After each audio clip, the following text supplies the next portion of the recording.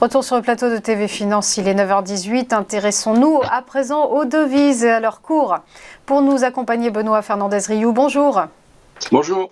Vous êtes consultant et spécialiste du Forex. Et on va commencer avec la paire euro-US dollar. Alors le buck continue d'atteindre des sommets portés par la politique monétaire de plus en plus agressive de la Fed. Et l'euro-dollar se voit menacé par le spectre de la parité. L'euro est donc au plus bas, mais la chute semble faire une pause. Alors est-ce que c'est temporaire ou bien cela signifie la fin définitive de cette baisse ? Oui, c'est la bonne question, effectivement, puisque la dernière fois, nous avions plus de marge lorsque nous parlions de cette fameuse baisse de l'euro-dollar.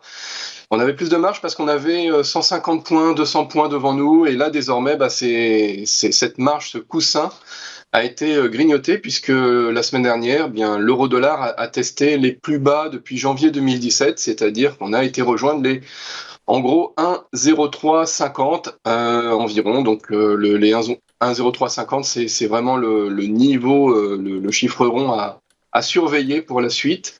Et c'est là que tout va se jouer, c'est-à-dire qu'on est à la croisée des chemins sur cette paire, effectivement euro-dollar, où si on devait casser ce support à 1,0350 de long terme, ce support de fond qui, somme toute, est très regardé par tous les cambistes, eh bien là, on rentrerait dans un nouveau paradigme, puisqu'on rentrerait, alors pas sur une terra incognita, puisqu'on l'a déjà travaillé par le passé, au début de la création de l'euro, mais c'était une période qui date désormais, et donc avec les marchés modernes, désormais, ça va être un nouveau de terrain d'évolution qui sera...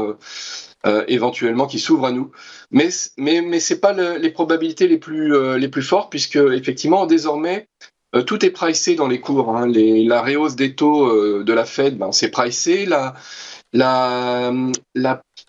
l'inflexion en fait que l'on attendait sur la BCE est passée, donc Christine Lagarde a finalement attendu la réélection d'Emmanuel Macron en France, hein, pour pouvoir évidemment se rendre compte qu'il fallait rehausser les taux. Et là, désormais, le consensus sur l'euro, c'est une rehausse des taux directeurs, certainement en juillet. Alors, on verra si c'est confirmé, mais pour l'instant, c'est ce que le marché a dans la ligne de mire. Donc désormais, on est vraiment à la croisée des chemins, et tout porte quand même pour un retour normalement vers des plus hauts sur l'euro-dollar, sauf si évidemment ces 1,0350 étaient franchement cassés. Alors attention, on pourrait aller chercher par une mèche piégeuse des stops, une accumulation de stops entre 1,03 et 1,0340, 50, mais c'est pas pour cela, pas parce qu'il y aurait une mèche qu'on irait sur un changement de paradigme. Il faudrait vraiment une confirmation,